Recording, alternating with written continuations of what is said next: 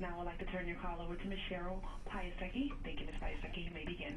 Good afternoon, everyone, and welcome to the Advanced Practitioner Series.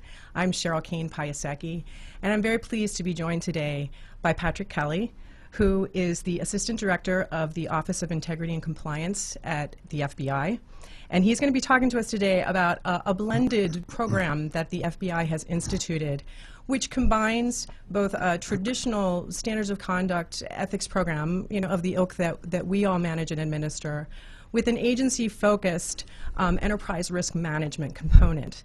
And if any or all of you had a chance to take a look at either of the articles that we posted on the Max page along with Pat's slides, you'll see that OMB has become interested in enterprise risk management, and so much so that they are revising their OMB Circular A123. So we've got enterprise risk management is going to be coming our way, and I think it's going to be fairly soon. So Pat, frankly, you couldn't be more timely in joining us, so we welcome you here today. Thank you. Before we get started, I do have a couple of announcements that I want to make about the Institute for Ethics in Government. Currently, I wanted to let everybody know we still have slots available for the symposium that we have scheduled in Raleigh-Durham, North Carolina. That's for April 15th. It's a one-day symposium. We're going to be covering 208 and the impartiality provisions in the context of an application-based 450 exercise. We're also going to be applying the gift rules to a variety of scenarios. Again, an application-based exercise employing the gift rules. And then finally, we have, I think, is kind of a cool exercise that we've come up with that's going to delve into some of the more complexities of the other conflict of interest statutes through some scenarios where you'll be asked to do some issue spotting, and then we'll have some sort of roundtable discussion about it.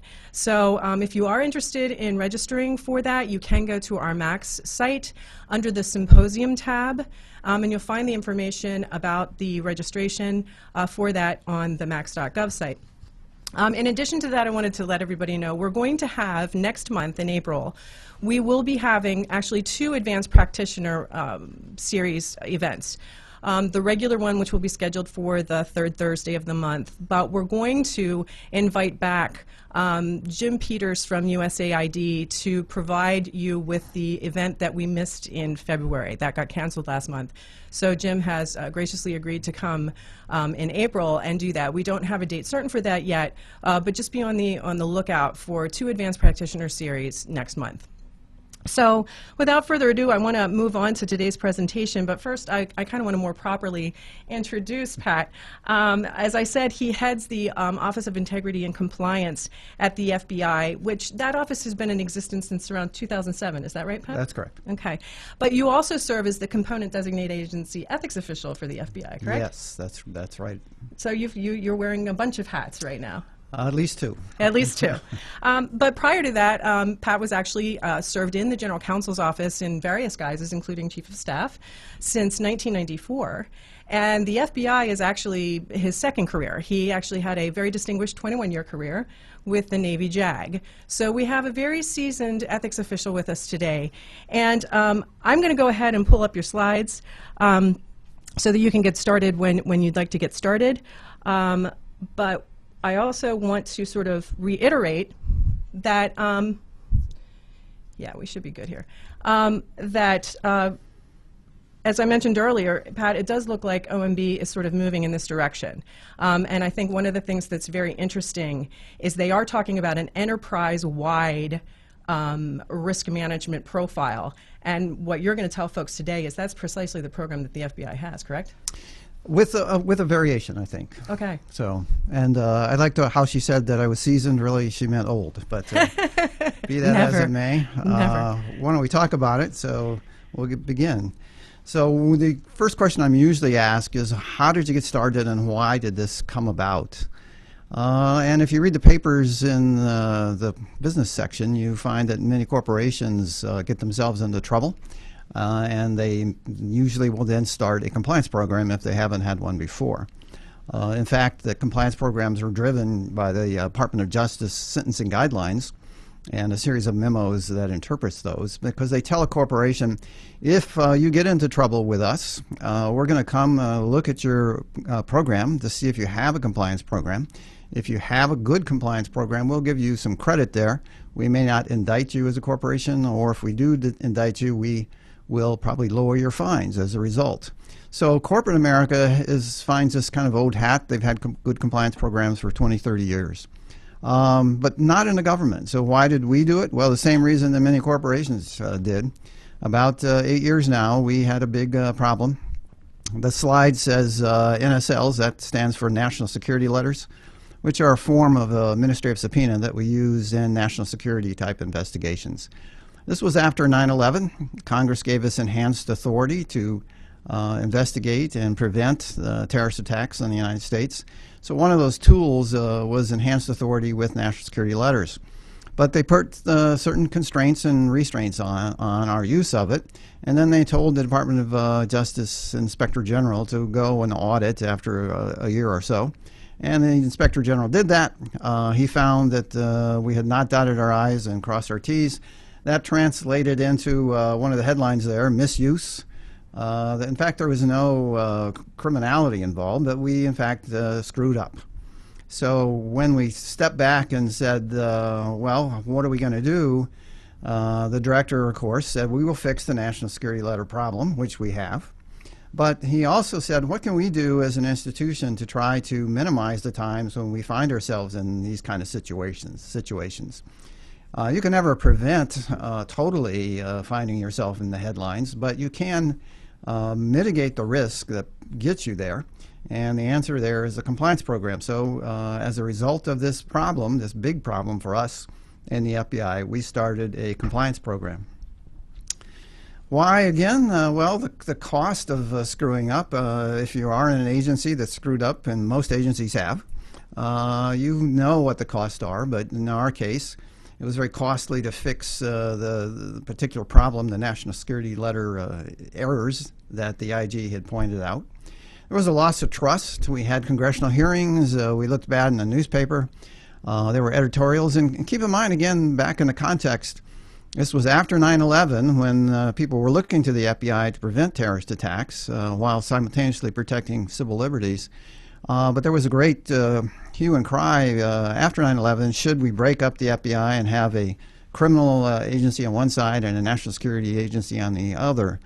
Well, we successfully argued that that would be counterproductive, but once again, when these problems surfaced under national security letters, those same arguments came out. So we had to repair that breach of trust, if you will. And there was a perception. And in our line of business, perception is not everything, but it's a lot. If the public thinks we are a bunch of jackbooted thugs, they're not going to cooperate with us. So we have to earn their trust on a daily basis, and part of that damage there done by the national security letter problem was a perception that all we cared about was our mission and everything else was just paperwork. In fact, the opposite was true. The FBI prides itself on our paperwork and being meticulous about things. But there you have it. We were in trouble, so we decided, to start a compliance program. Standards of conduct we had always had, just like you, ever since, of course, the Uniform Standards of Conduct came out. We adopted them like all the executive agencies under the umbrella of the Department of Justice. And we had our separate deputy designated agency ethics official, me. I've been the deputy DAO at the FBI since '98, I believe it was. But we did not use and recognize that the standards alone don't prevent compliance problems or non-compliance. So just like you, we have the same base, conflict of interest statutes, the bedrock principles of ethical conduct, the Office of Government Ethics Standards of Conduct, and our FBI and Department of Justice rules, the supplemental regulations. But once again, the problem was that, notwithstanding all that, we work in a very, very complex legal environment, just like many of your agencies do.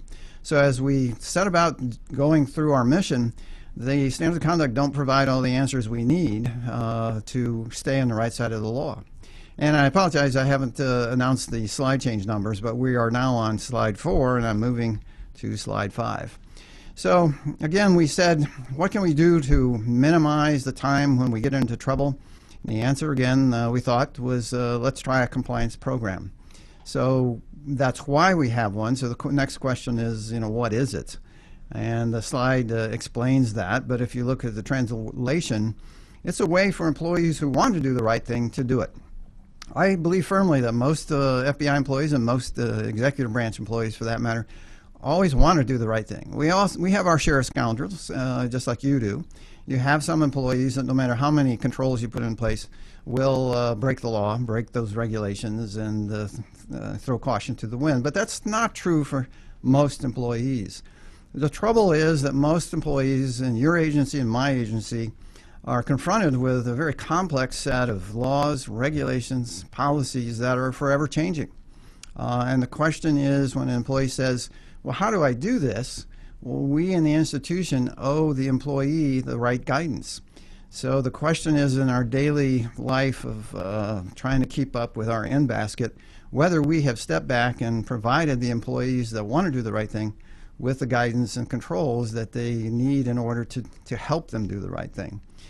As I said before, the compliance programs that I'm talking about are rooted in the Department of Justice sentencing guidelines. If you have been in corporate America, or if you've been in the enforcement arm, you know what I'm talking about. But if you haven't had experience there, you might want to take a look at the Department of Justice sentencing guidelines, and it will give you a guide together with the Department of Justice memos that have been issued over the years as to what the common elements or the elements of a successful compliance program are. So when we set out to build the program, we had an idea of what compliance was, but we didn't have a lot of information about the details. So we went to the private sector because we looked around in the federal government and didn't find any compliance programs that we were looking for. They may have existed, and certainly they exist in parts. For example, in the finance end of government, there's a lot of controls, a lot of compliance programs. But we didn't see anything that really went to the operational side of the house. When we went to the corporate side, they had these existing programs, and we learned a lot. We took that information back, and we decided how to go about building it in to the FBI.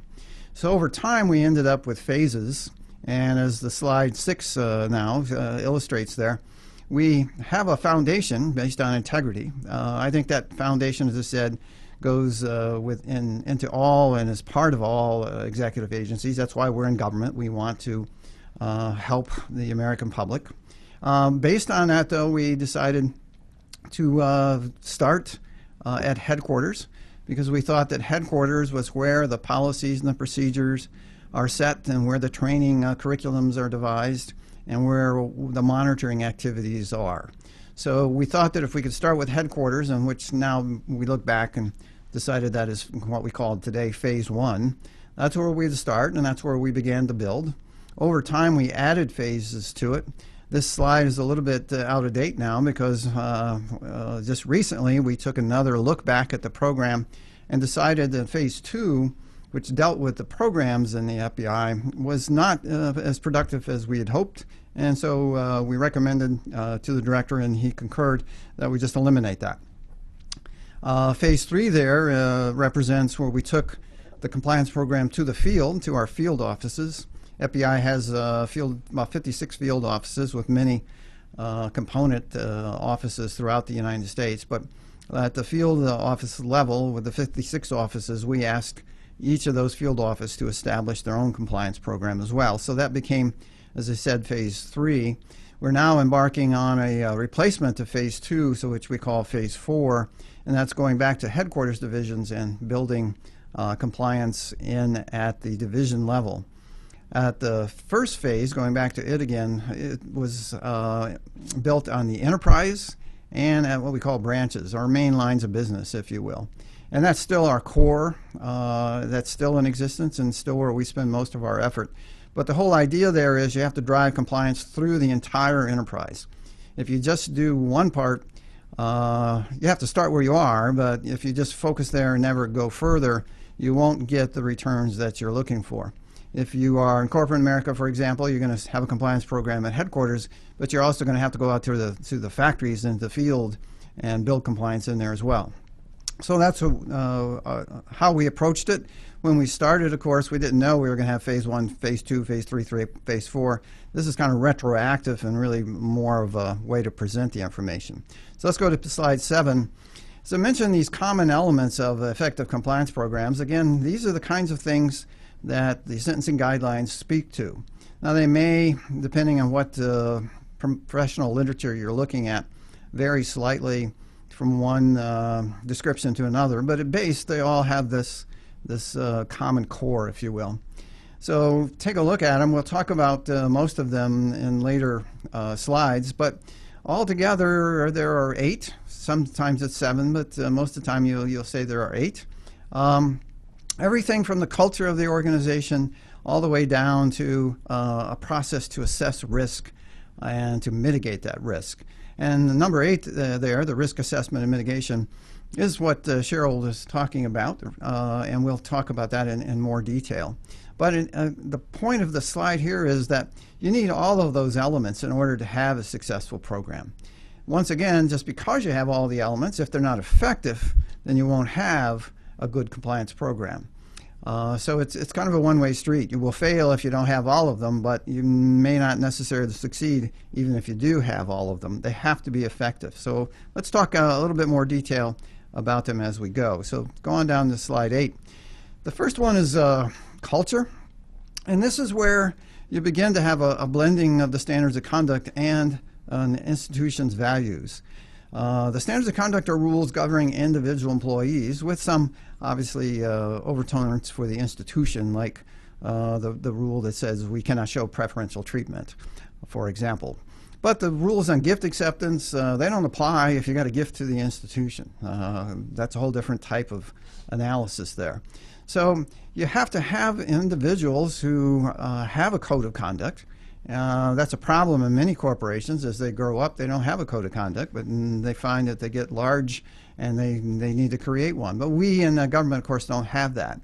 So what we do have, though, that varies from agency to agency, is the emphasis we put on that culture and how we inculcate the new employees into the culture and sustain that culture. So in the FBI, we're fairly fortunate in that regard. We have a very large applicant pool. We can be very choosy about who comes to work for us. Every time we put up an announcement that we're accepting agent applicants, for example, we'll get thousands of resumes in. So we can afford to be choosy. Everybody in the FBI has to have a top secret clearance, so we go through an extensive weeding out process along the way. Again, that doesn't guarantee that everybody who walks in the door of the FBI as a new employee is a law-abiding, upstanding citizen, but at least their record indicates that. So that's a good start. Then once you bring them in the door, what do you do to inculcate them with the values of the enterprise? Well, in our case, we had some core values, and I'll share those values with you in a moment. But we kind of had them in the corner and didn't give them as much emphasis as we should have. So one of the things that our office has done since it was created was to take kind of ownership of the core values and to begin to build them up just in some simple ways like posters. We've got posters now plastered all over every FBI office with, there's 8 of them. We have 7 core values with the addition of a new one I'll talk about in a second, and one master poster that lists all of them. They're catchy, but they were all created in-house. We didn't have to go hire a contractor to get it out there. And we also made a couple of videos.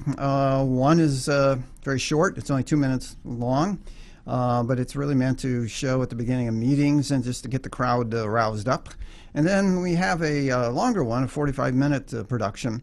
Again, it was made in-house, and it has real FBI people telling real FBI stories to illustrate our core values. It's shown as part of our new employee orientation. It's designed to be shown just before our employees take the oath of office. So it opens up with the director of the FBI saying, "Welcome to the FBI, and here's what we're all about." And then there are, as I said, these real employees telling real FBI stories to illustrate each one of the core values. And then the director returns he says, okay, now you're the FBI, you are going to be sharing our values and you're going to be living our values with us. So prepare to take your oath. So it produces and then they take the oath of office. So right from the very beginning, we try to stress to our new employees that we're an institution that cares about our ethical culture. And on the other end of the game, we're still going to have employees who are miscreants, who do the wrong thing, who break the rules. Well, we have a robust disciplinary process. It's a fallacy that federal organizations don't fire people. We do fire people. We have a robust process that includes an independent investigative office, and then they turn over their investigations to a separate and independent adjudicative office. So all of that drives home to individual employees that we care about the culture of the FBI. So go on to slide 9. I mentioned the core values again, and again, this is part of the overall building of a culture that drives people to do the ethical right thing. So the first 5 listed there were adopted formally by Director Free when he was in office. So they were sort of our bedrock core values, if you will. When Director Mueller succeeded him, he added 2, accountability and leadership. The accountability meaning the buck stops here. We own our actions. We stand up and take it when we're wrong, and we stand up and get recognized when we're right. Director Comey has just decided to add a new one, and it's diversity. Diversity is added to the list. We are in the process of adding it to our posters, to our video, and to other media that we can use to promulgate the core values throughout the enterprise. So diversity is really a commitment to building and sustaining a workforce, that FBI workforce, that reflects the society in which we serve. So again, that shows in very shorthand fashion what the FBI is all about. So we start from there, and then we go on down to the element 2 of the compliance program. That's on slide 10. Management buy-in. This is one of the ones that is absolutely essential. As ethics officers, you know you have a role defined by law. We operate in that, and pretty much what we say goes. If someone accepts a gift that we told them not to, well, then they will find themselves in disciplinary trouble. But there's no law or regulation that says executive agencies have to have a compliance program. Now, maybe OMB is going to push us down the road a little further in that regard. So there's a start, but in general, it doesn't tell you you must do this. And the principles are of preserving the public fisc, acting responsibly, obeying the law, of course, need not be said, but in fact, if we don't do something to have an institutional program to help us get there, then we probably are not doing as good a job as we can in that regard. So when the director said, let's start a compliance program, we put together a team. We went and found out what compliance programs consist of, and then we came back to the director and said, well, you need to make certain decisions, because your decisions will drive the kind of program you have in the FBI. For example, if you look at the left side of your slide there, the program scope. That was an issue right away, because remember, we got ourselves in trouble in the operational side of the house, the national security letter side. So we could have limited the compliance program to operational side of the house, but the director said no. He wanted to cover everything in the FBI, all programs and all activities. That decision alone helps drive management buy-in, because now all of the managers in the FBI have a stake in the program. It also helps drive the question of how many people you need to do this. If you go back up the slide, you see that the director, his next decision was, how are we going to do it? A lot of people say, well, it's part of the general counsel's function, and the compliance program should be part of the general counsel's office. That's a huge debate in the private sector world. About 50% of the people I've talked to say it should be in the general counsel's office, because it does deal with law after all. The other 50%, usually the compliance professionals, say no, we need to be independent. The director got, in the FBI's case, the same advice from both sides of the aisle. He made a decision to create an independent office. One of the reasons he wanted to do that was so that he could put a person in charge of the office who is an assistant director, who's on the same level as all the other assistant directors, whether they're in operational or support divisions. So that's how I got my job. But be that as it may, that is a decision that our director made that illustrated his buy-in by being willing to create a office separate and apart from the General Counsel's office and to staff that office. In addition, the director also, we'll talk about our compliance councils and committees in a moment, but basically we have a structure that says at the very top we'll have this compliance council. In the private sector world, it would be the board of directors and the CEOs and COOs and that kind of thing. Here in the FBI, of course, we've got the director, and then we have executive assistant directors. Those are the highest levels of FBI management. You've got the director, the deputy director, the associate deputy director, and those executive assistant directors. So we require them, or the director requires them, to meet with him personally on a regular routine basis. The slide says every 4 months. We're changing that schedule a bit, but that's not important. What is important is that the director personally leads that committee and personally inquires of his managers what their compliance risks are and what they're doing about them. Another issue right away to be confronted was, what are we going to do with the Standards of Conduct and Ethics program? Again, there's no requirement that the two be merged, but there is a synergy about it. The people who are giving ethics advice are also looked to give compliance advice. People begin to understand that what we're talking about is a commitment to an ethical culture of doing the right thing. And the right thing at the minimum is obeying the law. So the question the director had at that time was, should I keep the Standards of Conduct program in the FBI, which had always been part of the General Counsel's office, and I was in the General Counsel's office when this was started, or should he take the ethics Standards of Conduct function out of that office and combine it with the new compliance office? And he did the latter. So that helped, I think. I think it was the right decision. So now people think of us both in terms of compliance, what they got to do by law, and the ethics and what they should do under the principles of bedrock principles of ethical conduct, as well as the standards of conduct. Then you have to inculcate it through the organization. That takes a lot of time. I've just listed a few of the ways that we do that. Every new SES employee in the FBI meets personally with me for a short meeting. I talk to them about both standards of conduct and compliance, and talk to them in terms of what their new role as an SES employee will bring to them. And I stress to them that I may be coming to them for compliance assistance as they may come to me for ethics assistance. Also, part of the new employee orientation, in addition to the traditional 1 hour of standards of conduct training, we incorporate compliance training in that as well, including such things as that we encourage people to raise compliance concern, and we tell them that by our policy we will not tolerate retaliation against an employee who raises a compliance concern.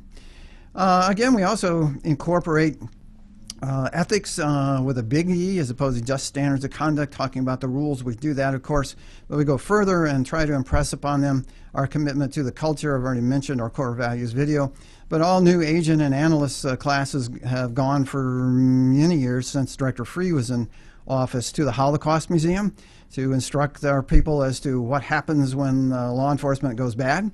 And Director Comey now has added a mandatory trip to the Martin Luther King Memorial to get some insight in when the FBI went bad and what we can do to prevent that kind of thing in the future. So going on to slide 11, organizational structure. That's an element that you got to have. You got to not only just talk about this, doing this kind of thing, but you got to do it, and that means you got to have resources. All of us are full in our ethics mission right now. I don't believe there's anybody out there who has time on their hands and can sit around and say, well, they just started a new compliance program. You got to have some staff. You got to have a structure. And as I mentioned in the FBI, we've confronted that up front. The director says we will have a separate office and we will have some staff. So if I did not have compliance duties, I'd probably still be in the Office of General Counsel. I was a senior deputy, and I had a number of legal units reporting to me, but in terms of the ethics function, I had about 3, maybe 4 people doing ethics full-time. In my compliance office, I have about 4 or 5, because the FBI has grown, doing ethics office, but we have about 10 dedicated to compliance. So you can see that it does take some organizational structure to get the job done. So let's go on to page 12.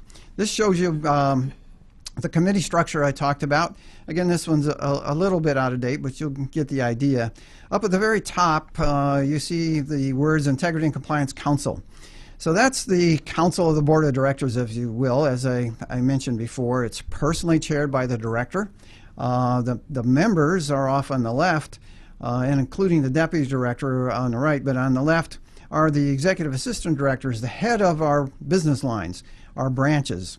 We now have 7 branches. We split out the one that says administrative branch. There's a human resource branch, but there's also what we call infrastructure, like finance and facilities, divisions like that. And the Director Comey also created a new branch called the intelligence branch. So we have 7 branches now. So there are 7 executive assistant directors.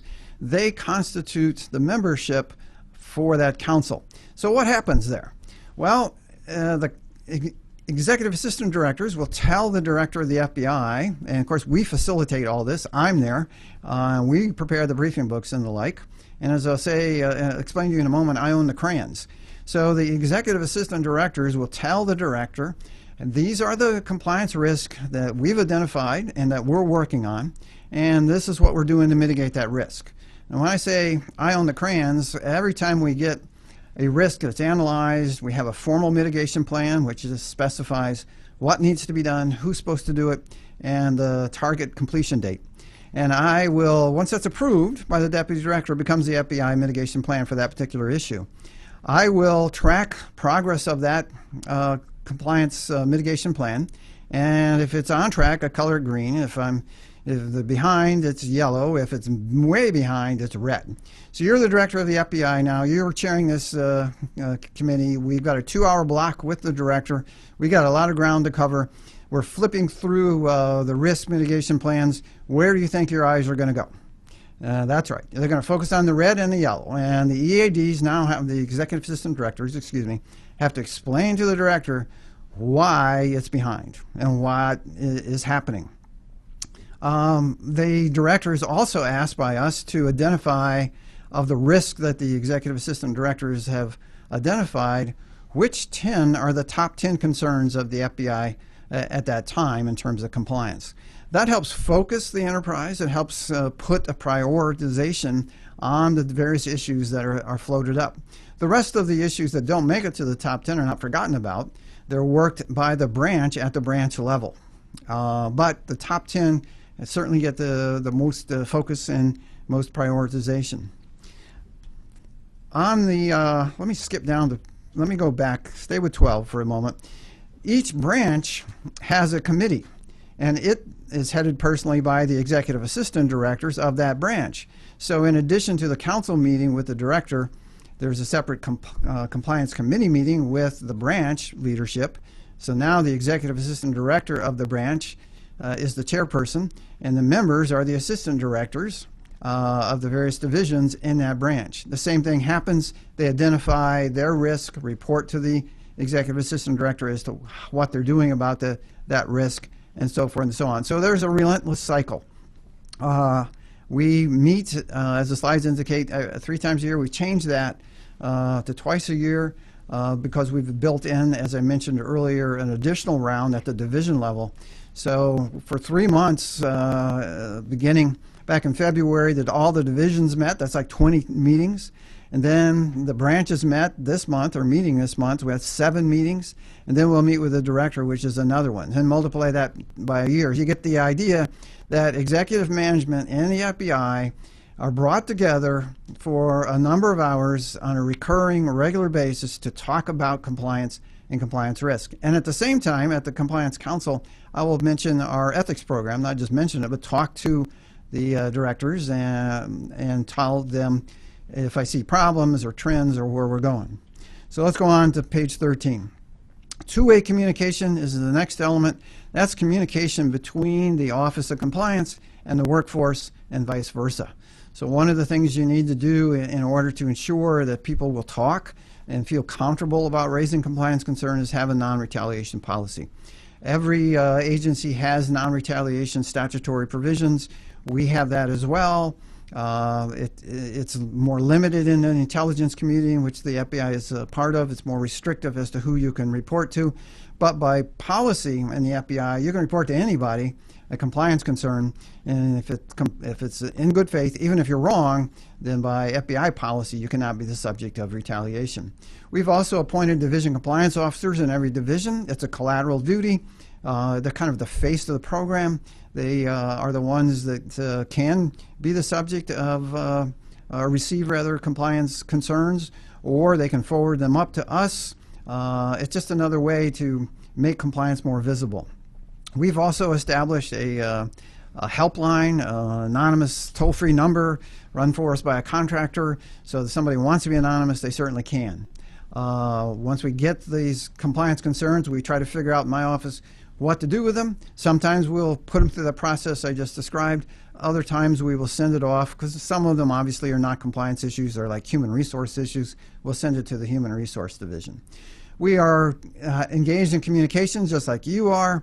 You're always putting out ethical standards of conduct guidance in your email and videos and the like. Well, we use the same techniques, but we also have these other campaigns dealing with core values, dealing with compliance. We have a variety of tools that we try to use to keep that communication channel open. So go to slide 14. Two-way communications again. This explains what the division compliance officers do. Over time, they become more and more important. In the field, for example, the division compliance officer is the number 2 person in that office and personally heads up the division compliance committee or council. Here at headquarters, they may or may not be the number 2 person. They can head up the compliance council at the division level, or they can have that as a collateral responsibility. But my point is, more and more people are engaged in and thinking about and required to do something about compliance as we've had advanced through the phases I described earlier. So go on to the next one, 15. Another element, human resource policies that encourage compliance. I already talked about our traditional rigorous hiring practices. We try to start with a good pool of personnel. In our SES performance rating, compliance is part of that rating, their performance plan. Every year, SES people in the FBI have to identify what they intend to do in their area of compliance and work on that, and it's part of their overall evaluation. But it's not just SES alone. In every employee's PAR, we have partnered with the HR to include explicit guidance on PAR. Yesterday, I sent out an email reminding all supervisors of that, and to ask them and talk to them about when they do their mid-year reviews with their employees, to keep compliance in mind and to ensure that they are looking at performance not just in terms of what's being done, but also how we're doing it. Results are important, but so is compliance. So we need both, and we try to inculcate that through the performance evaluation process. Non-retaliation policy I already mentioned. Ethics and compliance awards, different schools of thought there. Some people think it's unseemly to give an award for somebody who's doing the right thing. Well, we don't. We think that it's very important to recognize publicly when someone stands up and displays some moral courage and comes to us and say, hey, we don't think something's right here, or who supports the compliance program through a demonstrable, specific or sustained event. So part of the compliance awards, we have in my office what we call the core value awards. Anybody can nominate them. It just takes an email, and we put money on it, like $300. It's every quarter. $300 isn't a lot, but it does get attention. I would like to have $300 handed to me. We also have directors awards, much higher level awards. They're only given out once a year, but they too are ways we try to build that culture and encourage employees to speak up. Audit. In the FBI, we have a separate inspection division. Why is the audit part of compliance? Well, it's like trust and verify. We're dealing with risk management, so audit generally is not part of the risk management except at the end. Once you've got a control environment, which we'll talk about in a moment, you need to, and you think it's good, you need to go check it. And the FBI, we use the inspection division to do that. Inspection supports us. They will conduct audits as we request, and we support them. We will identify high-risk areas and ask them to do audits, and so it's a two-way street. So that's a necessary function, but I'm not talking about the audits by the IG or somebody outside the component. What I'm talking about is within your agency reviewing what you've done to mitigate your risk. Documentation. In the corporate world, people need to document it so that when the Department of Justice comes knocking, they can prove they've got a good compliance program. In the government, of course, we need to document to comply with the Records Act, and you got to recognize there are risk and benefits. Risk there, I've listed FOIA. These things are FOIable, and what we're talking about are our own proprietary risk, the risk that we have in the FBI that we're trying to get out front of. Why is it a risk to have the IG? Well, if the IG is doing an audit, one of the first things they'll ask for is our compliance analysis and mitigation plan. Benefits. If the IG does come and do an audit, we can say, hey, we thought about this and we are out front, and here's the paperwork. It also sustains management buy-in to have that documentation to show a record as we go through the compliance cycle that we've actually are making progress in some things. So slide 18. This is the last element. So let me take a little bit more time to go through it. I said we got these committees, and the management identifies their compliance risk. That, if you start up looking at the wheel there on the right-hand side, is at where 11 o'clock is. Identify the risk. It's management's job, but it's also my job to help management. So we will suggest risk that we become aware of, but it really is management's job. They know the business better than anybody else. And I'm fond of saying compliance is the business of the business. The compliance office is not the one responsible for compliance. We drive it, but management is responsible for compliance. And as I said, they should know their risk. If they don't, they're not paying attention. Where do we get information to suggest? Well, we read the newspaper. We find out if other agencies have got themselves into trouble for doing X, Y, or Z. That could happen here, but for the grace of God, go I. So we look at that. We look at other IG reports. The IG reports in the Department of Justice that come out of other agencies. Again, chances are if some agency has messed up, we could do the same thing. So we can use their painful lesson to try to get out front. But overall, the managers will look, talk it up, and decide, hey, this could be a risk. And I can't emphasize enough, what we're talking about there are risks, not problems. We are not saying waiting for the train wreck to happen, that's a problem and you have to deal with it, obviously. What we're trying to do is say what could cause the train to wreck and try to fix it before the train wreck. So once the management identifies the risk, then we will go, we meaning my office, we'll go to the divisions that have an equity in it, or a subject matter expert, if you will, and we'll pull together a team. We call it a red team for no particular reason, but the team will have lawyers on it. It will have subject matter experts, depending on what the issue is, and we'll always have people from my office. That team is then charged with looking at our control environment. So now we've moved over to 1 o'clock in the cycle. What's the control environment? It's the policies and procedures, the training, and the monitoring that the FBI has around that particular issue. You can name anything that we do, whether it's hiring somebody or arresting somebody, investigating somebody, or buying a product. There are laws, regulations, and policies that govern that activity. So the question is, what has the FBI done to help its employees know what they're supposed to do? Do we have good policies and procedures in place? How are we training the right people at the right time? And are we monitoring it?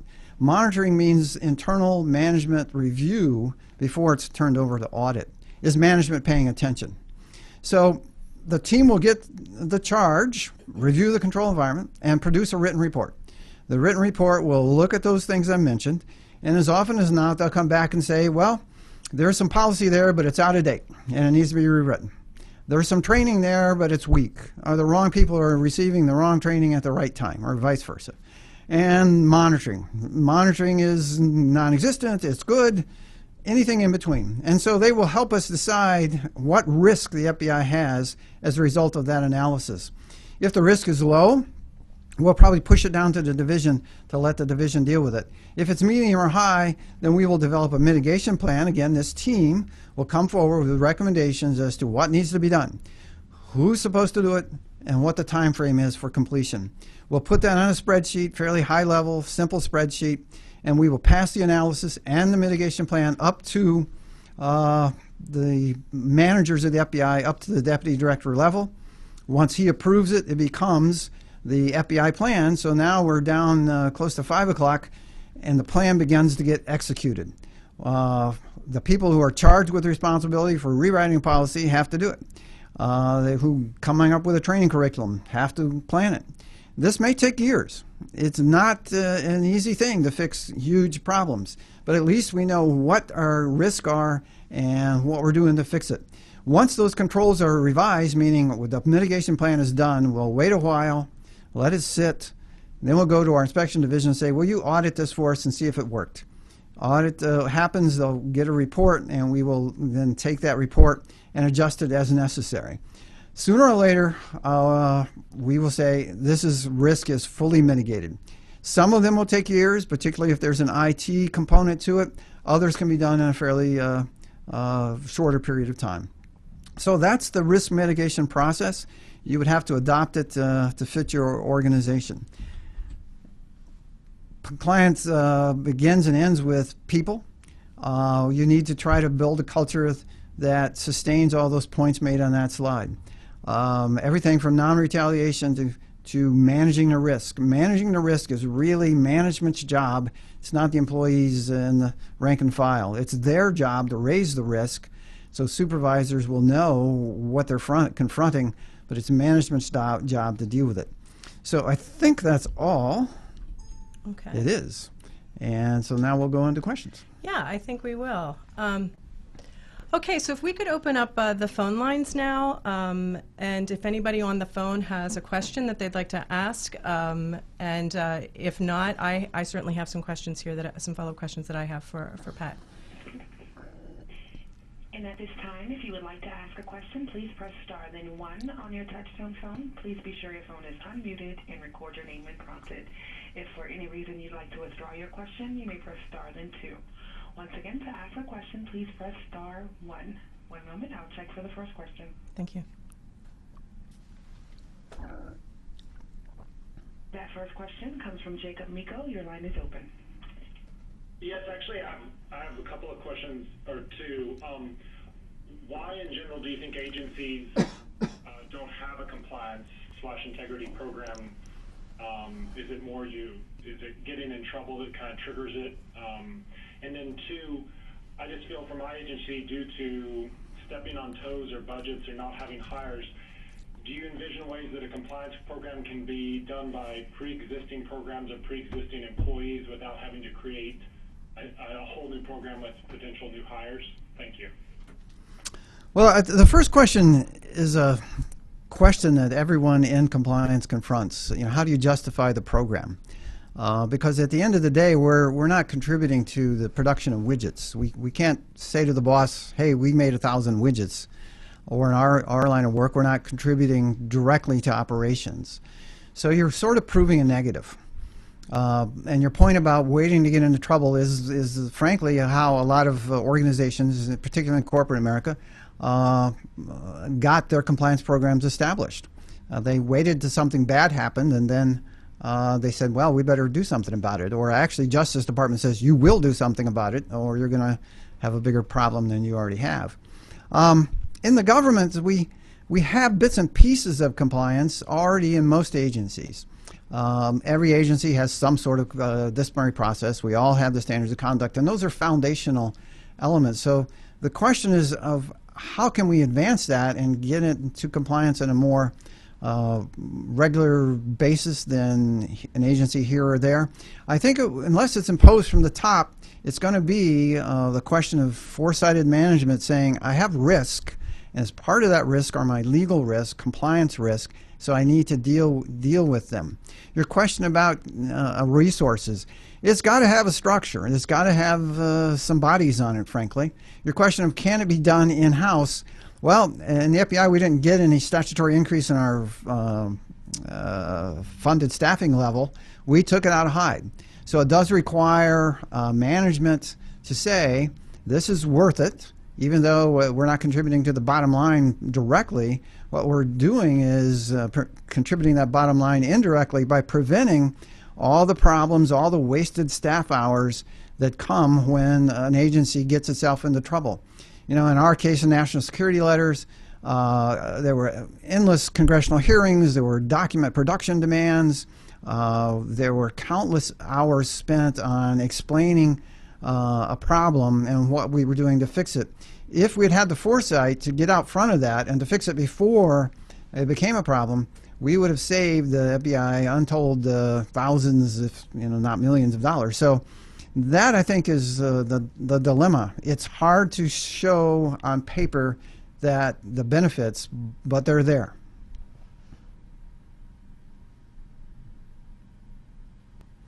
Do we have any other questions? There are no further questions. Thank you. Okay, I think what you were talking about there, Pat, really is kind of the whole notion of an ounce of prevention is worth a pound of cure. But I agree with you, and I think it is something that we always have to do is we have to be able to, materially justify increased costs that go in on the prevention end, and sort of disproving or proving the negative is kind of difficult. It's hard to prove what you prevented, and I think the ethics program generally has that difficulty because it's difficult to quantify that. Absolutely, and compliance is just one more step forward. At least with the ethics side of the house, we have a lawful mandate that says you shall have standards of conduct and ethics program. One of the questions that kind of follows on, I think, is how could you, if you were so inclined to want to establish one of these, get some traction? One of the first things I would think of in addressing that is look at your boss. Where did that boss come from? If he or she came from the corporate world, then I bet you they know what a compliance program is, and they probably were part of it. And if you could go back to the corporation and reach out to the corporation's compliance officer and maybe get some insight as to what role that your now boss played in the compliance program, and maybe even enlist their assistance in approaching the boss. Or if you don't feel comfortable going all the way up, you must know somebody in mid-management or a higher level. Think about the risk that one particular person with whom you're in pretty good may have in their operations, and see if you could go talk to him or her and say, look, we've got this risk and I have an idea. How about if we partnered together and just on a one-off basis tackled it by analyzing it and coming up with a mitigation plan and see if it works. You may have then a champion. You don't have to start like we did with the whole FBI. You may be able to get more traction by starting one risk at a time. And that's one question that I do have for you, because clearly from the genesis of your compliance program, you had buy-in from the top because it was pretty much initiated from the top. But I'm curious as to, as you rolled this out, because it appears that you've done it in phases, have you faced pushback? And if so, what does that look like, and how have you dealt with that? A very good question, and the answer is yes. We did have some pushback. But again, the saving grace from our personal perspective was that we had support from the very top. When the director decided to create the office, as I said, he established an independent office, put me in charge of it at a level that was pretty much on par with the other executive managers in the FBI. But still, we faced from time to time someone who was not a believer and would drag their feet. On occasion, I would have to go to my boss and ask for assistance in redressing that. But often you make a decision, is this worth fighting? Because you know that person's going to retire in 9 months or whatever the case may be. You may want to just wait them out, and I've done that on occasion.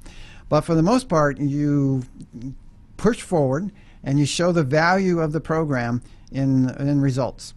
For example, we've been at this 8 years now, and we just had one of the branch compliance committee meetings yesterday. the Science and Technology branch meeting. The executive assistant director, the head of that branch, and two of the assistant directors at the divisions in that branch, all three said at different times during the meeting, this program has benefits. It really is good. And they were keen supporters of the program. So it's not going to happen overnight. You will encounter resistance, but that's why it's really critical to get your boss to back you up. Well, and it's interesting too, because you mentioned that this program has sort of transcended, or it has gone through at least 3 separate directors. Is that correct? Correct. So at some point, like when a new director came on board. Well, I'm sorry, 2. 2. Yep. So when a new director came on board, was there having to sort of sell it up to them? It's sort of, because it's different when it's coming from them. You get a new director comes on board. What was the pitch, or what was the sales pitch for the new director to get them on board immediately? Well, Director Mueller is the one who started the program, and he was there through our first 5 or 6 years. So Director Comey's been in office just a little over a year now. And before he came to the FBI, his most recently, even though he's a long-term public servant, he had been in corporate America. He had been general counsel for one of the huge defense contractors, and then he went to an investment firm. In both places, they had compliance programs. And he also, and again, sort of lucky in the FBI, we deal with people who have come out of prosecutorial jobs for the most part as directors.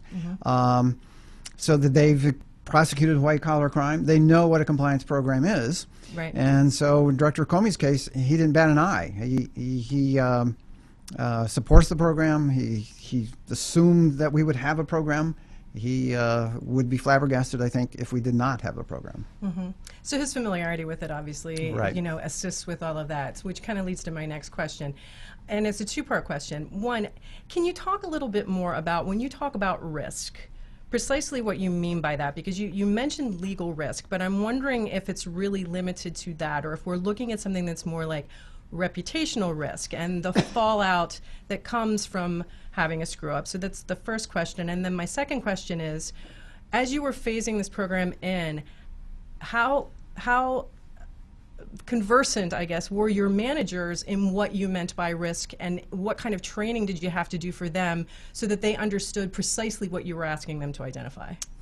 Well, the first question of how we define risk, we actually came up with a formula which is not novel to the FBI. It's out there. It has 3 parts. Risk is calculated by the probability of noncompliance, and then that's an estimate. And there are factors such as, is this a new activity? Are these new employees engaged in it? That kind of thing. Second, times the frequency of the activity. In our case, you know, how often do we arrest people, for example? Or how often do we buy $10 million procurements? That sort of thing. The more often you do it, there's a greater risk that something will go wrong.